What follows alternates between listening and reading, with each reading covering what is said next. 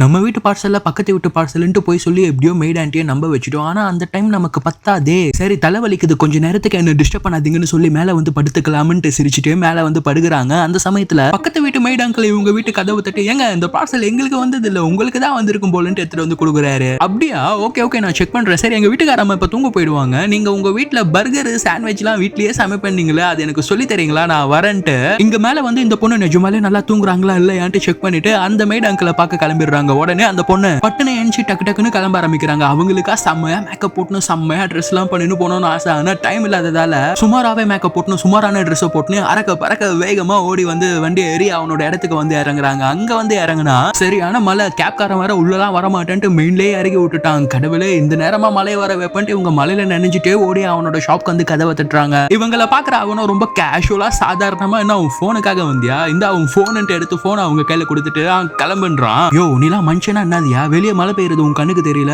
அப்படியே கிளம்புன்ற மழை நிக்கிற வரைக்கும் கொஞ்ச நேரம் இங்க இருந்துட்டு போங்க அப்படின்லாம் சொல்ல மாட்டியா நீ கேட்க. அப்ப அவங்க கையில கீழே விழுந்து சகதியா இருக்கிறத நோட்டீஸ் பண்ற இவன் நீ கொஞ்ச நேரம்லாம் இங்க இருக்க தேவையில்ல வா நானே உன்னை கொண்டு போய் விடுறேன்ட்டு கொடையை விரிச்சு அவங்களை கூட்டிட்டு மலையிலேயே மெயின் ரோடு வரைக்கும் நடக்க ஆரம்பிக்கிறாங்க. ஆரம்பத்துல இந்த பொண்ணு கடவுளே ஏன் இப்ப மழை பெய்ய வச்சுன்னு திட்டினவங்க இப்போ அதே கடவுளுக்கு தேங்க்ஸ் கடவுளே மழையை வர வச்சதுக்குன்ட்டு ரோட்டை பார்த்து நடக்காம அவனை பார்த்து நடந்துட்டு இருக்காங்க. அவங்களுக்கு 1000 பேஜ் புக்ல நடுவுல ஒளிஞ்சிட்டு இருக்க ஒரு அழகான காட்சி மாதிரி இது தோணுது.